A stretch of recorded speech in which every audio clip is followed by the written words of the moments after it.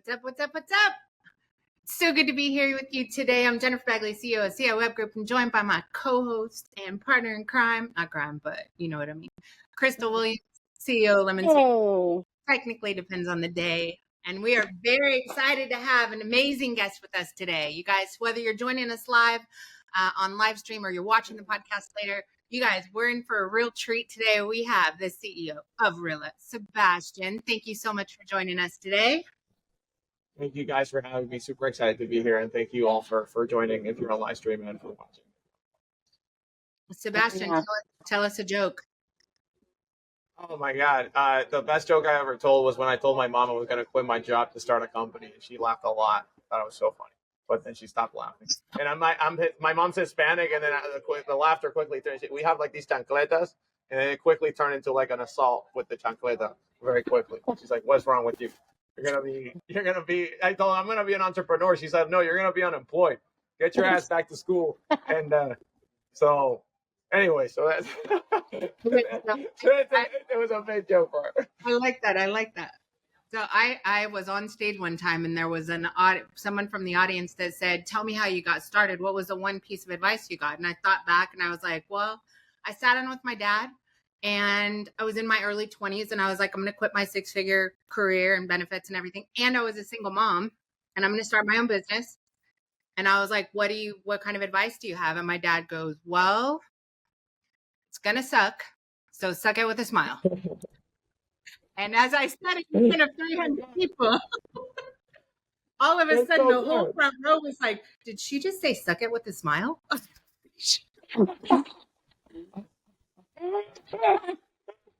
I got advice from Dad. It's wholesome. It's wholesome. My father's, yeah. What entrepreneurship's going to feel like.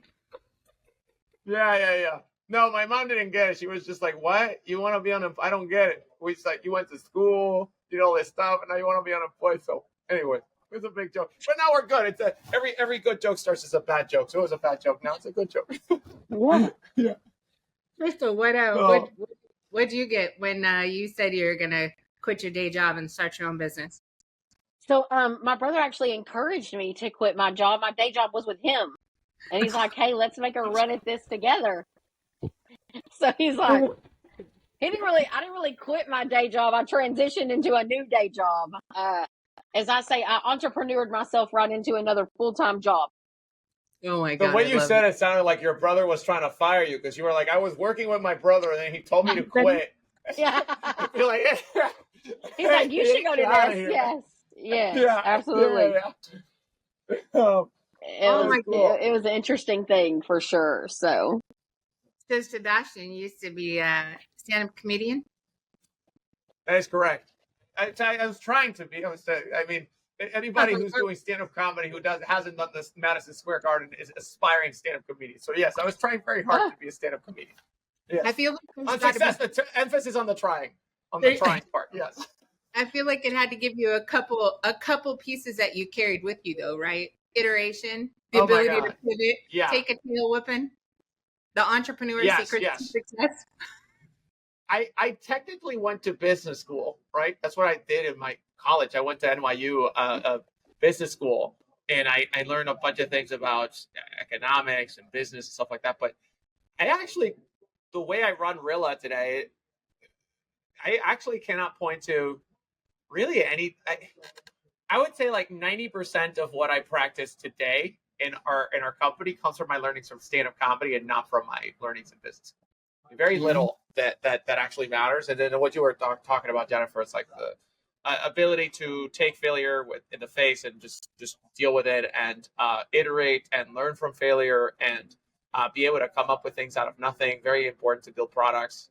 In stand-up, you learn also that 60 or 70% of the job is actually not even being great at stand-up, but it's learning how to get on stage and how to do all the marketing and all the sales to like get yourself in a position where you can actually present your product to people, which most, especially tech founders, they obviate that part where they think it's all about the technology, but it's like, hey, if you don't have a distribution and marketing for your technology, then you're kind of screwed anyways. And so, yeah, a lot of learning. Most of how I practice my day-to-day in Rilla it comes from my learnings in stand-up comedy. So. What made you pick tech? It kind of, I didn't pick, it, I kind of, it's like when people talk about like how they've met the person that they married or they fall in love with, it that you don't pick, it just happens, right? It's just like you meet that person, you're like, oh, that's the right person for you, and everything seems to have been like once you meet the right person, you almost think like, oh, it was fated because you retroactively define your past as if up to meeting this person, but it was almost very serendipitous, right? And so kind of like falling in love. So it's like tech. I didn't choose tech. It kind of chose me in a sense. It was like I was in an internship with a Forbes author when I was a junior in college doing stand-up comedy. This Forbes author needed somebody who was funny, who needed to write up jokes on his interviews with tech founders. He needed these articles to be funny and the interviews to be punchy. I took the job, the internship wasn't a real job, to practice my comedy.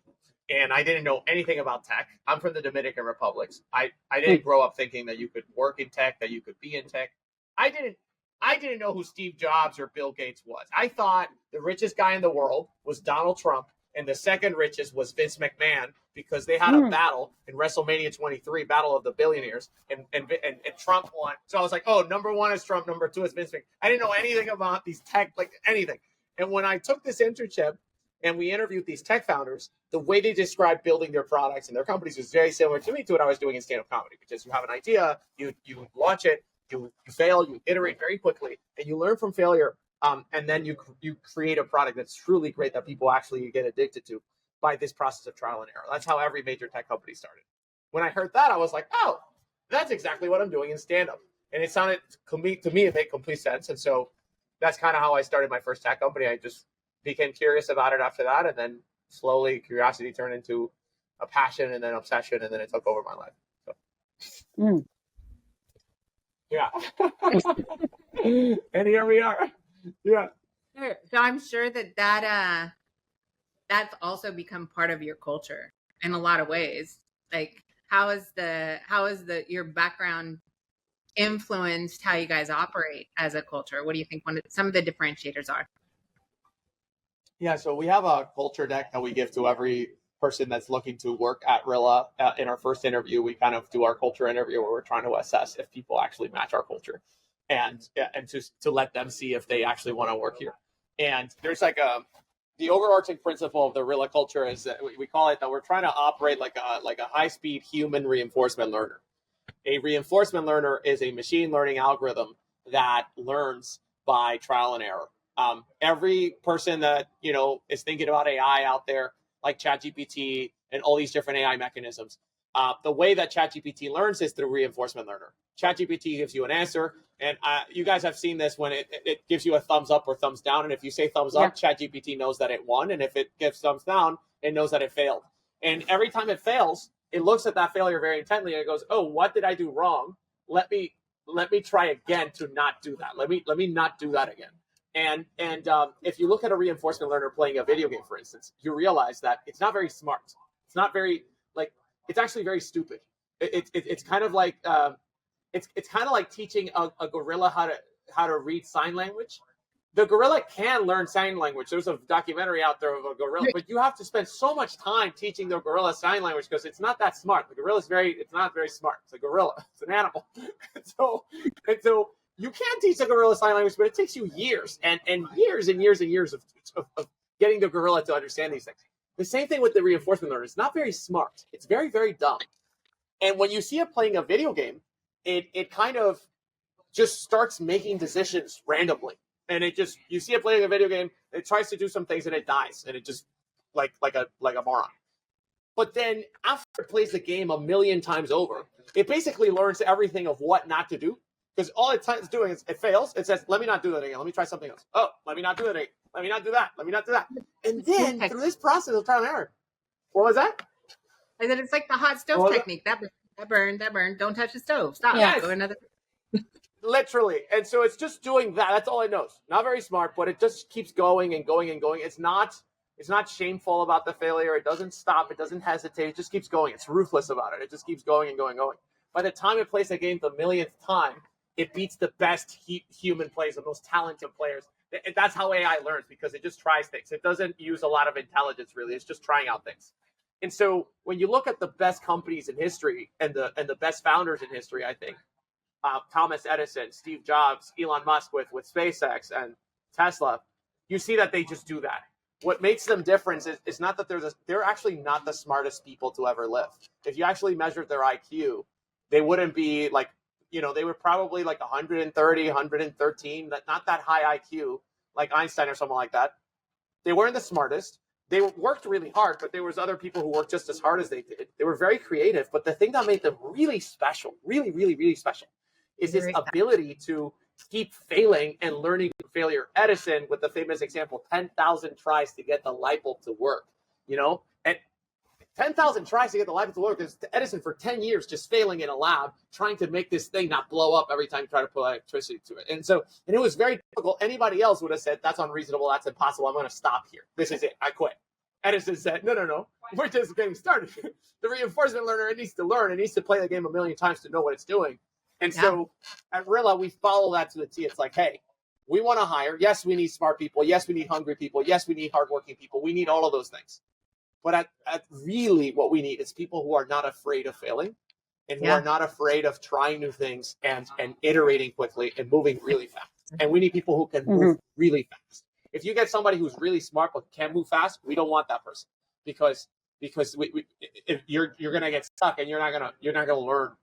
True learning is not in your head; it's in the world. So because of that, you have to try things and experiment, and for that, you have to move fast. So it permeates the entire culture. We operate the culture high speed, reinforcement learner, failing fast, learning, and then making amazing things happen. And it's worked so far. So yeah. And then you have AI that's allowed you to do that times a million. Permutation. Permutation upon my God.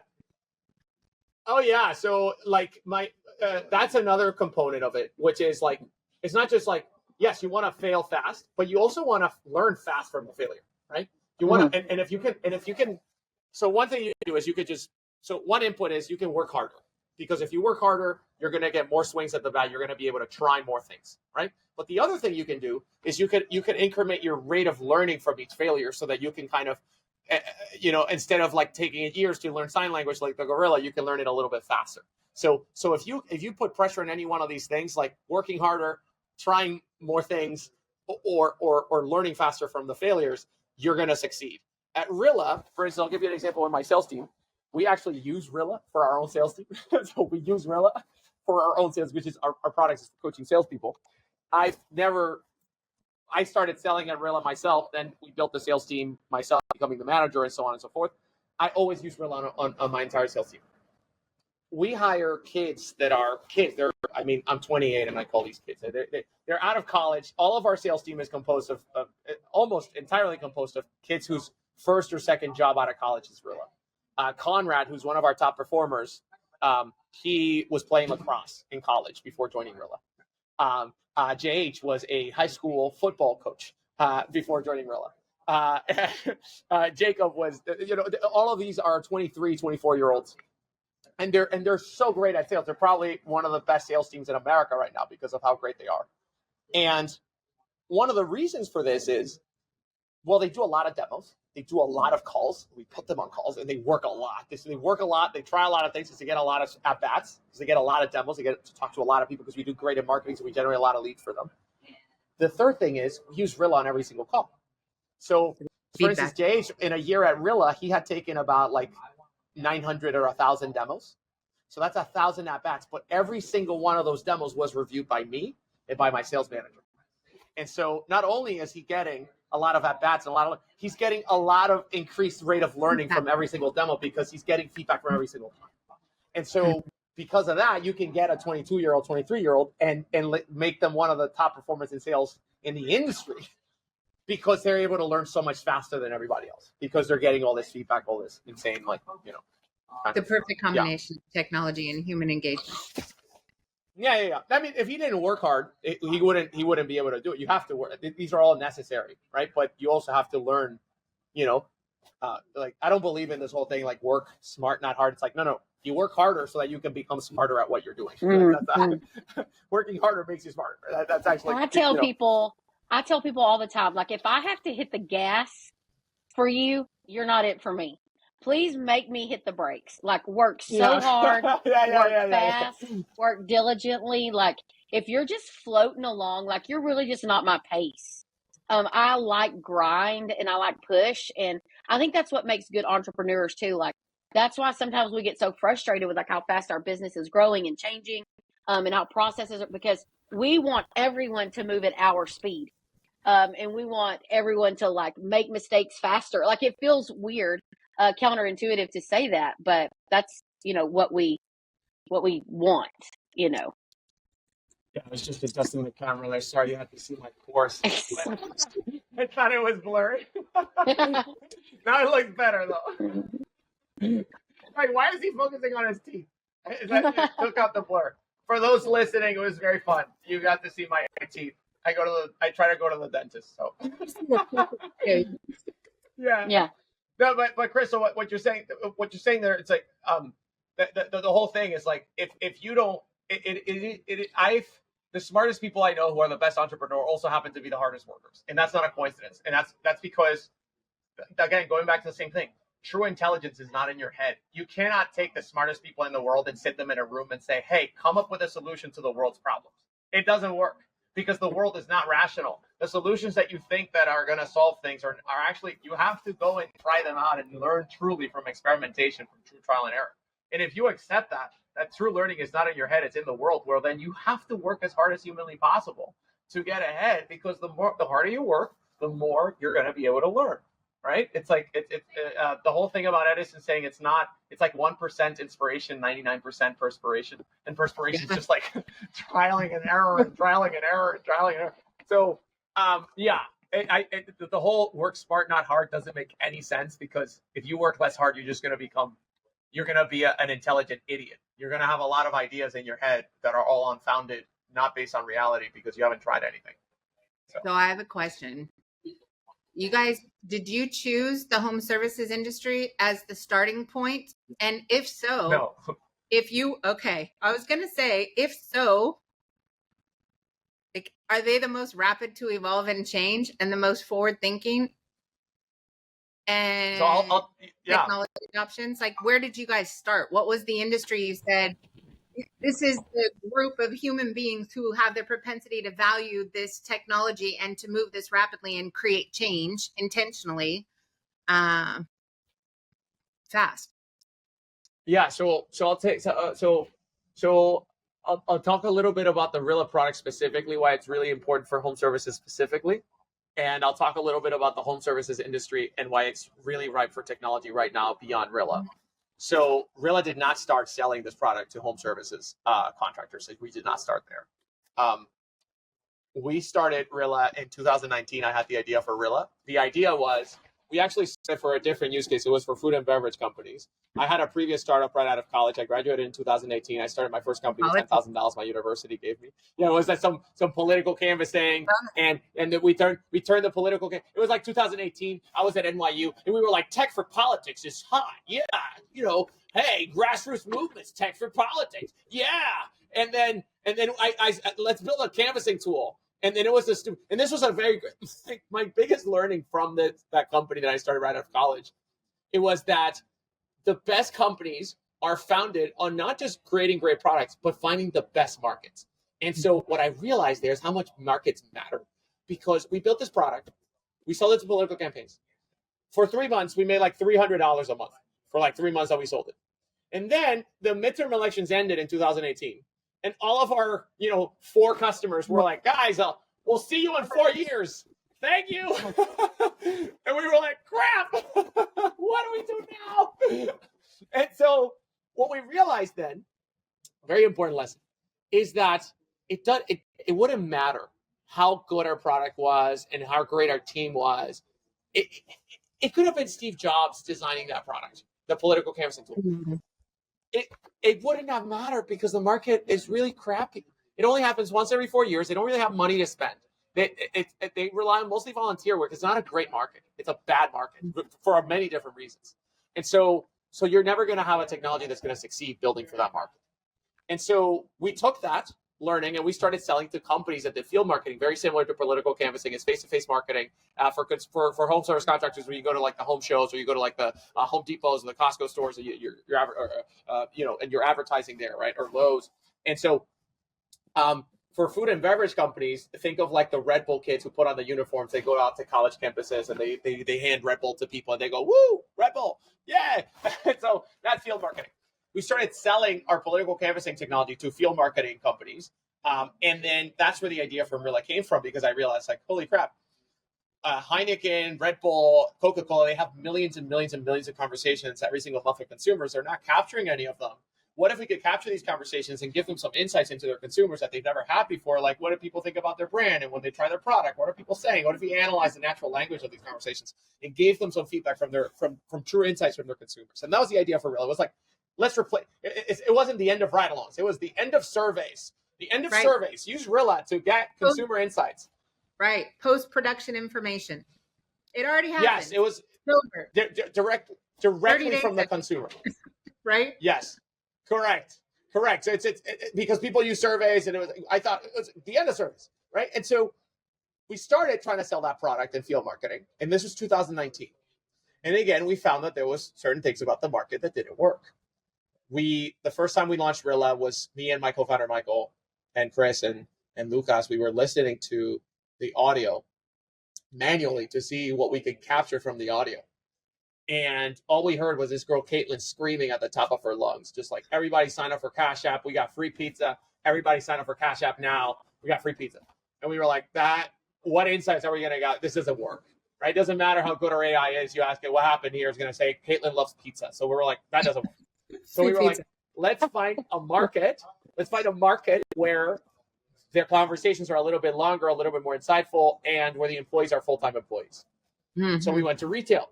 We started trying in retail in January 2020, right before COVID.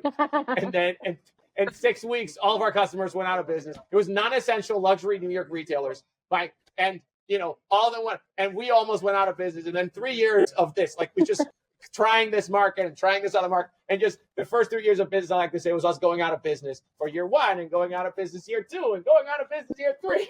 and then we figured out after the retail that retail didn't work for many different reasons. There's many different reasons. There's technology reasons, product reasons, market reasons. One of the things in retail is the margins in retail are very low. Yep. So in order to pay for an expensive AI product that's at a cutting edge that actually is very expensive to run AI software and stuff like that, it's more expensive than traditional software. And the turnover is really high. Yeah. And the turnover is really high in retail. Like the average tenure of employees, like months, right? Months. Yep. And so we were like, okay. I remember seeing this guy talking to an owner of a supermarket that we were launching with, and I was like, "What do you do here?" He's like, "I don't work here. I'm a salesperson." And I said, "What do you sell?" He's like, "I sell it." It was a Hasidic Jewish grocery store in Muncie, New York. That was our pilot customer. That's what we could find. and then the guy tells me, "I'm a salesperson. I sell these little Jewish candy balls."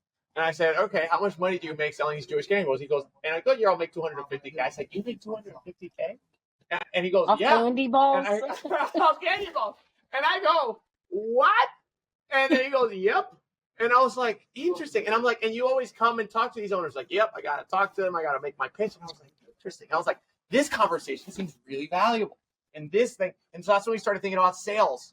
And then within salespeople, field salespeople specifically, we tried everything. We tried pharma, we tried medical, we tried food and beverage. We tried so many things. And the one thing that really stood out from home improvement was that this product of a virtual ride-along product. And when we started selling to salespeople, we started hearing this ride-along thing. Like, I have to go on ride-alongs to coach my salespeople. Any company that does field sales, any company that does outside sales, they have ride-alongs. And we saw this. At pharma, there's 12 million outside salespeople in America, and they all need ride-alongs to get coached. The thing about the home improvement industry in particular is that you care about ride-alongs insofar as you care about coaching. And you care about coaching insofar as you care about your developing your own people. Yeah. If you ask the CEO of Coca-Cola, and I've asked him this. I actually met him, Jose Silva, and I asked him, what is Restaurant Brands Sorry, that was the CEO of Restaurant Brands International, which is like Burger King and stuff like that. But if you ask these guys, CEO of Coca-Cola, who is your top performer? Who's your top salesperson? What do you think he says? He says, I don't know. It depends. Because if you could have the best salesperson in the world selling Coca-Cola in Williamsburg, Brooklyn, where the hipster owner has their own sugarcane cola that they grow out of their own toilet. If you're trying to sell Coca-Cola in that neighborhood, you're not going to be able to sell Coca-Cola because of the brand. And when you ask Coca-Cola, what are your top 5 business drivers? Number 1 is brand. Number 2 is distribution. Can we hit more store points across the world? Number 3 is pricing. Number 4 is shelf placement. Number 5 is in-store advertising, promotions, and stuff like that. Salespeople are like business driver, number 20, number 25, number 30th. And the same thing you see in many other industries. There's so many things that matter before caring about developing your own people. Home improvement is a people-led business. The best companies have the best trained technicians with the best customer service, with the best kind of salespeople. Okay? And so in home improvement, they don't just say we care about it, they really mean it. If you see the best, I've been to some of the best shops in the country, Lee's Air, Any Hour. And if you look at how they train and coach their people, it's a whole industry that they've developed out of coaching and training and developing people. So when you have it's like kind of like going to the gym. Most companies that have salespeople, they kind of sign up for the gym subscription, but they don't show up to the gym. Home improvements are the bodybuilders of coaching. They're the bodybuilders. They're showing up every day. When you ask a really reputable home improvement organization, how often are you going out there doing ride-alongs? They say our managers are required to do 2 and 3 physical ride-alongs every week. We have these ride-along reports. They're supposed to submit scorecards. We have a process. They're supposed to follow it. We're always coaching and training for this process. It's an entire industry. It's not just that we say we care. It's that they really care. And that's super crucial for any new company, any new startup. You have to make sure that the problem that you're solving is not just a problem that your customer has, the number 1 or 2 problem that their customer has. And so when we found that in home improvement, it's almost like that's when we found home improvement, that's when the product went from 0 to millions in overnight, right? That was the 3-year overnight success when we found the right market, okay? And so then the home improvement industry as a whole, there's many different, just to tell a long story short, COVID happens. The biggest migration of people living in cities going to the suburbs since the 1950s. They're spending the most amount of time home ever. So that means they're using their appliances more. They're using their HVAC more. They're using their toilets more. So things are breaking more. You have to replace them more. If you're sitting in your in-home office, now you feel the cold from that window that you never felt before because you only cared about the window in your room. And now you care about the window in your So you're more likely to go out. You're spending more time home using your things. You're more likely to go out and see HVAC replacement near me, repiping near me, electricity because you're using the appliances more. Then private equity gets involved. So much money coming into the industry. And what that means is that home improvement contractors, because they're well capitalized, there's people like there was an article in the Wall Street Journal that says a new millionaire class, the home improvement contractors. So because there's so much money and so much capital and so much attention given to the space now, what you have is home improvement contractors getting so savvy about what do I use this extra money with? I need to invest it in growth, in technology, in new. And so what you have is startups like Rilla and Avoca and Chirp and Lace AI and ProBook AI and Conduit Tech. And there's so many startups now that are flooding this space because of how much growth there is here that for the first time ever, you have literally startups like high-tech startups like Rilla starting to target the home improvement industry as a matter of fact. And so before it was like Service Sign was the only one, like the odd one out that really came out here before anybody paid attention. Now it's like the norm. If you're going to start a startup, chances are you're going to be thinking about the home improvement industry as one of your first industries in tackle. And so those two things made it like the perfect storm for Rilla. That's why we're in home improvement. Game on. So many contractors though, they they don't play the game, right? So a lot of times like that old basic 3-legged stool kind of idea, as a contractor, you have to have all of these things going. You got to have your marketing going.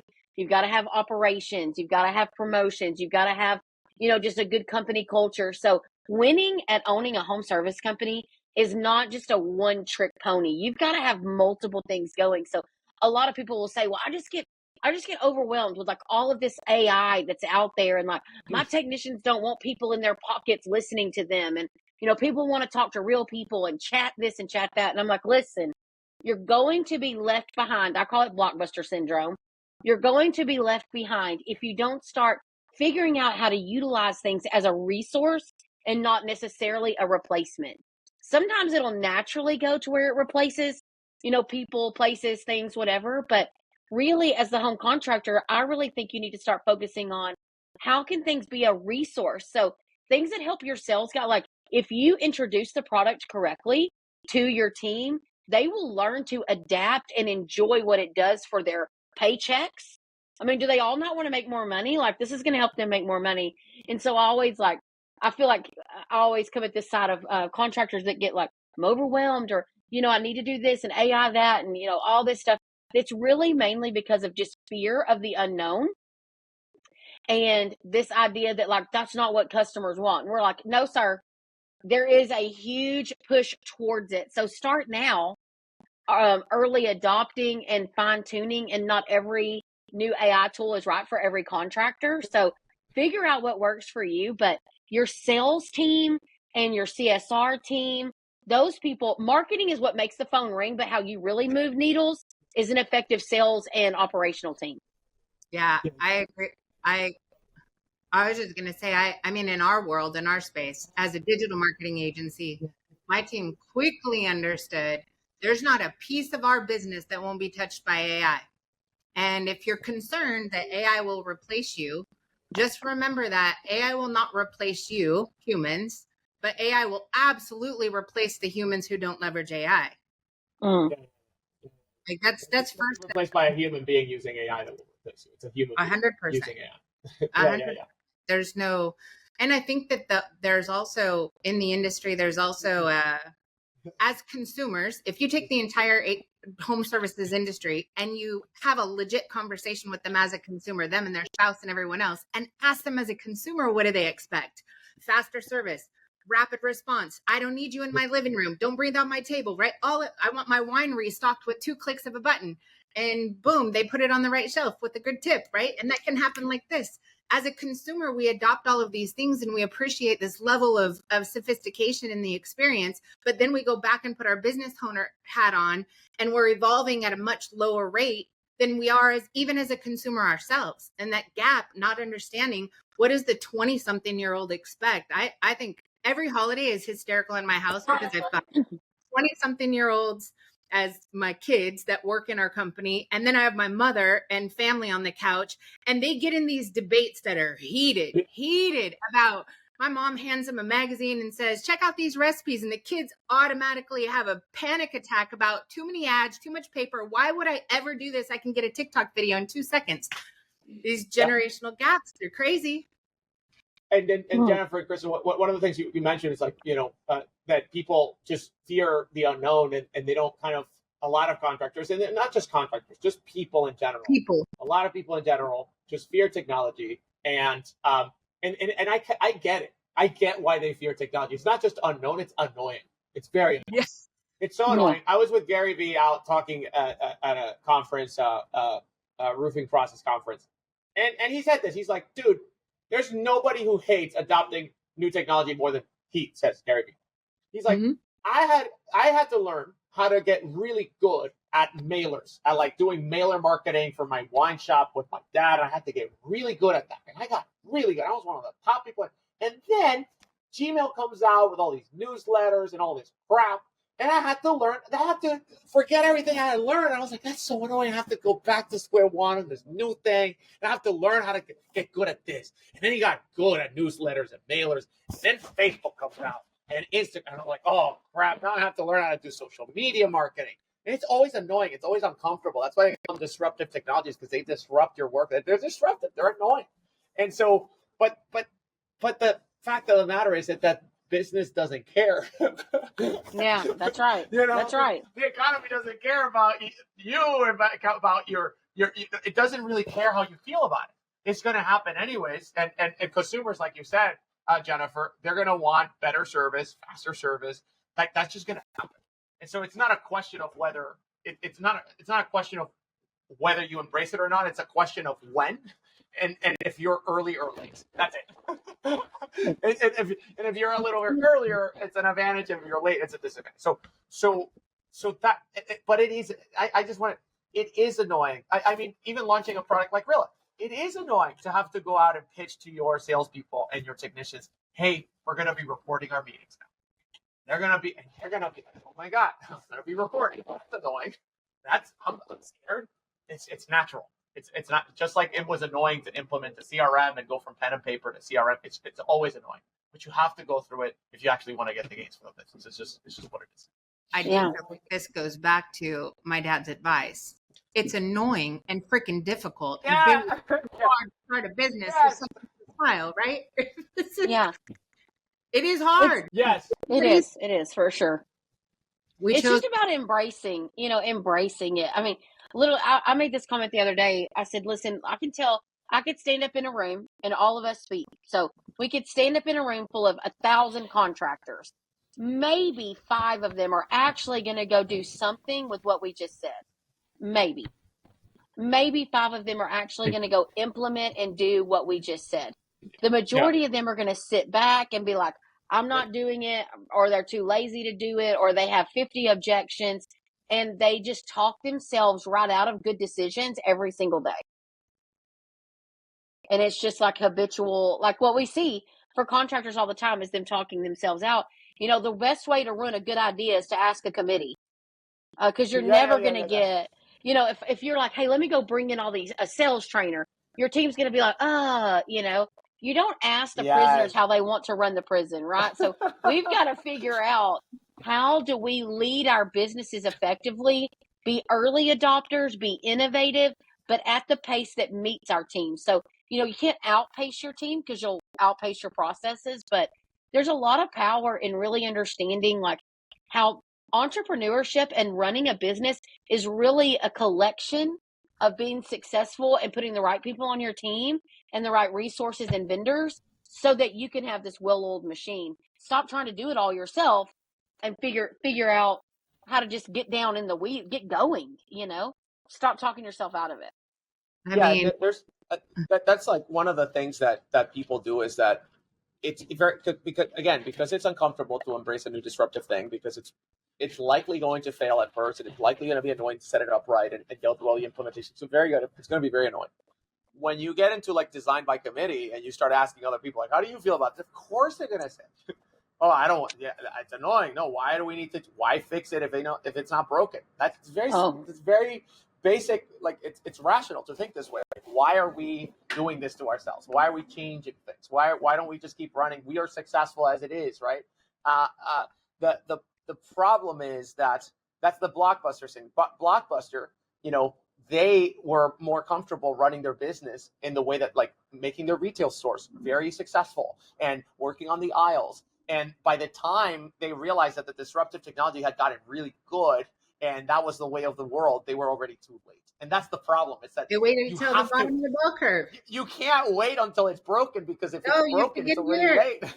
You have to get it when the curve is kind of early enough that it's up and to the right. Because if you're already going here when everything's figured out, when you realize, like, oh wow, the way we were doing things is actually broken, then it's already too late. And then you're already broken, you know. So we're just in the last 6 months, we've had to go through this ourselves. We've been a WordPress development agency since 2006, and with AI, let's see here. In March, we saw a press release that Intellimize was acquired by a major low-code environment, and we just had to rip off the Band-Aid. We have 25 developers sitting over here building WordPress websites, another 60 people in the background putting them together and doing content transfer and all that. And the one piece is there's now the technology to be able to implement an AI-enabled optimization platform that automatically shapeshifts the website and changes the design and the header and the style and the color and the text and the conversion button on its own through rapid iterations. It can launch 60, it can launch 1,000, it can launch 10,000 different iterations of the same page. I was paying 3 CROs, conversion rate optimization people, to sit and work on 2 projects at a time for a 3 to 6 month period of time till they captured enough data to make an educated decision, to make a modification that then took another 3 weeks to implement.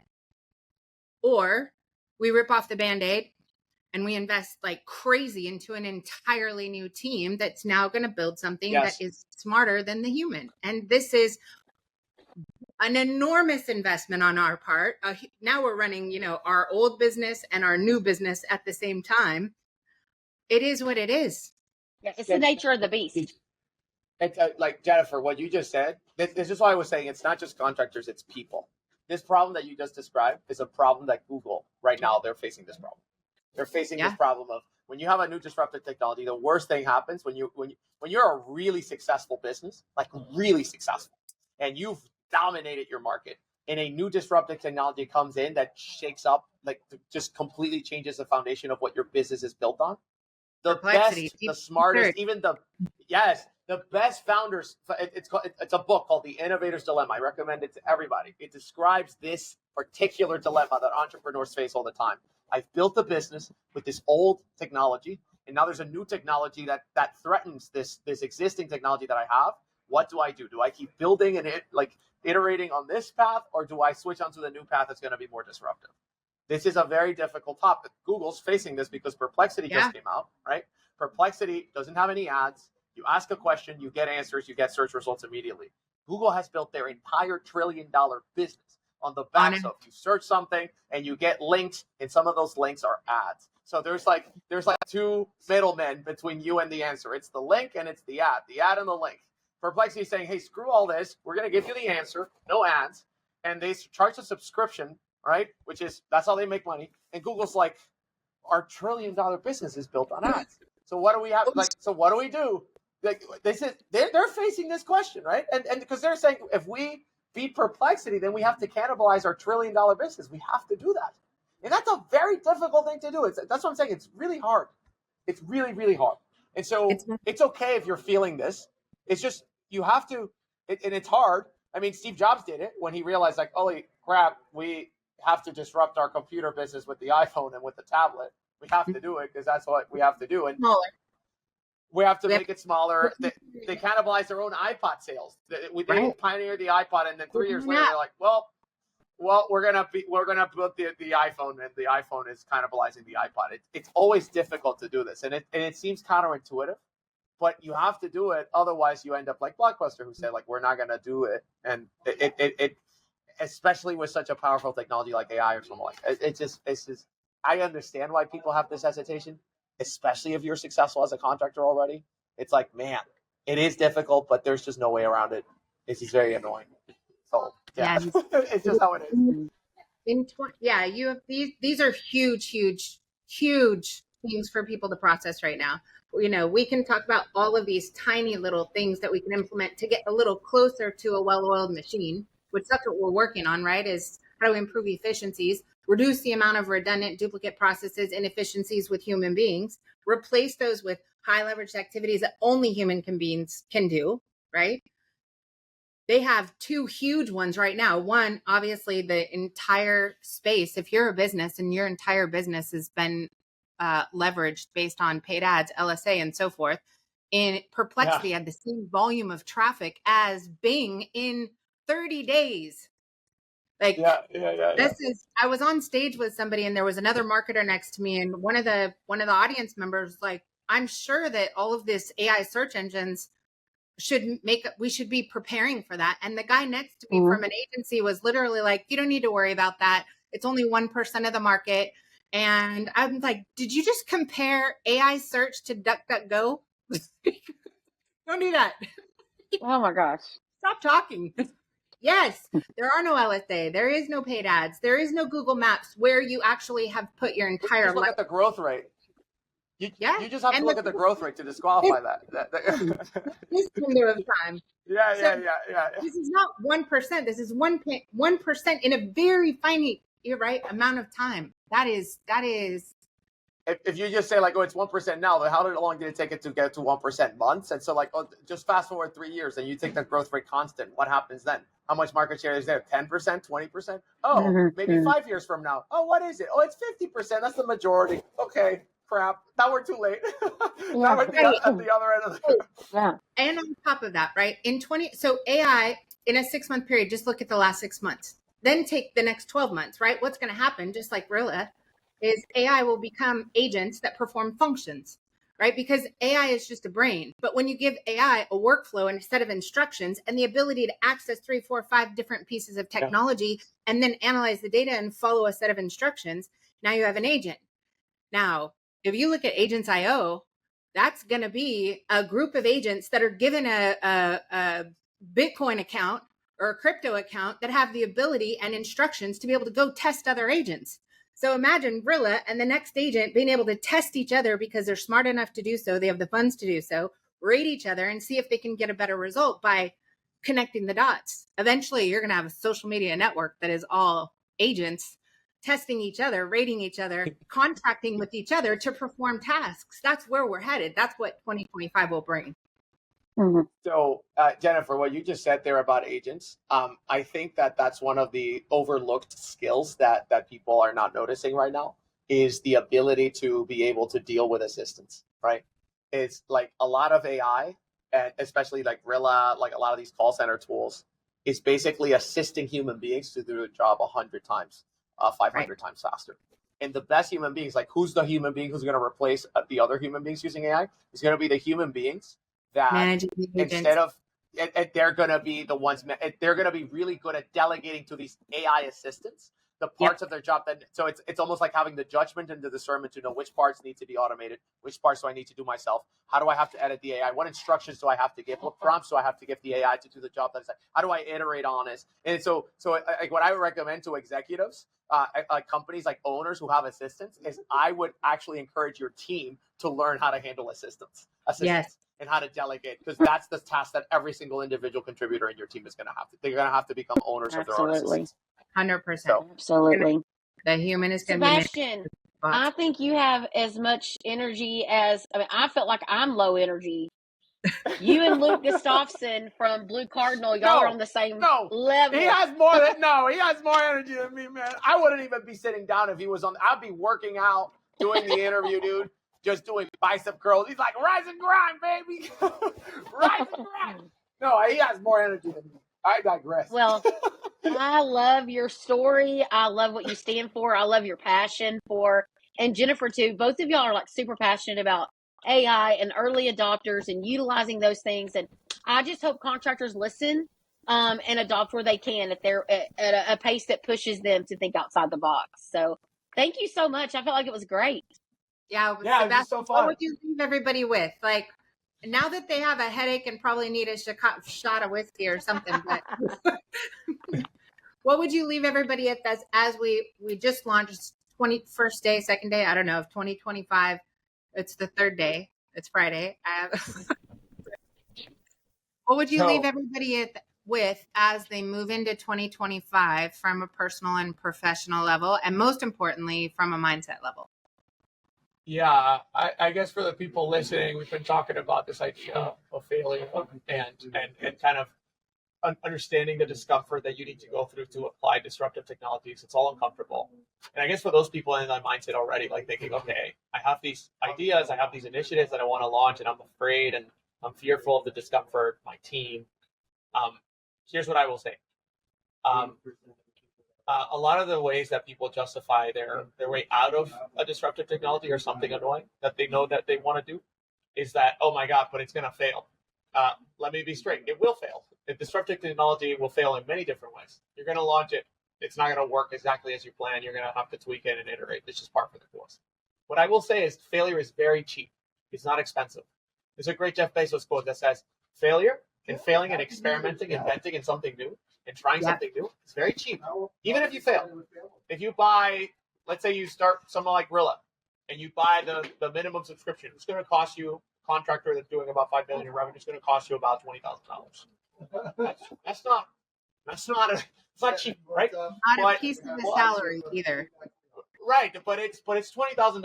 You can afford, if you're a contractor making $5 million, you can afford to experiment with $20,000 just like you would on a marketing campaign. And when you are, and if it works, right? And that's what our customers do. They have hundreds of technicians and thousands of technicians. They don't go in and they pay us millions of dollars. They try it. That's $20,000 a seat. And if it fails, no losses. We lost $20,000. It failed. When it gets expensive, it's when it works. When it works, then you have to scale it. And you have to scale it, and you have to put everybody on it, you have to devote the resources. But trying it out doesn't cost that much. It doesn't. You can actually take, but what you cannot, the bigger cost that you're not, is the cost of not trying it. Yeah, staying the same is the bigger, because that's going to put you out of business. That's going to put you out of business. And so that's why the main thing I want to leave everybody with, failure is actually very cheap if you're just trying something out. When it works is when it gets expensive. But if it fails, try something else. It's very cheap. So go ahead and try it out. It's not that expensive. It's going to cost you a couple of grand. Just do it and learn. And yeah, way cheaper than going out of business. I'll tell you that. Way cheaper than going out of business. I would absolutely. Now we're in an era where the cost of staying the same is going to considerably outweigh the cost of change. Yeah. Right. Yeah. This is the moment when everybody needs to dig deep. Have a coming to Jesus with yourself. Oh, it's going to be hard. Suck it with a smile. Go into it knowing it's going to be hard, but the cost of staying the same, that we cannot afford to do. That is called natural selection, and this is the year for natural selection. Don't be part of that chain. Sebastian, you're amazing. How can they reach you? Reach out to your team. Go to Rilla.com. That's RILLA.com. And then, if you just search up Rilla on Google, you're going to see my face all over the place. And just, whatever. I hope my voice is not too annoying for the people who have been watching. No, you're absolutely amazing. Crystal, as always, thank you so much. Thank you so much for taking a lot of your time. I hope this is very valuable to everybody that's on here watching or watching the recording. You guys check out the podcast, subscribe, leave a comment, drop Sebastian a note or Crystal and I a note on the comments on whatever your favorite podcast channel is. Until next time, you're amazing. Keep up the good work, man. That's golden. Bye, guys. Thank you, guys. Appreciate it. Bye.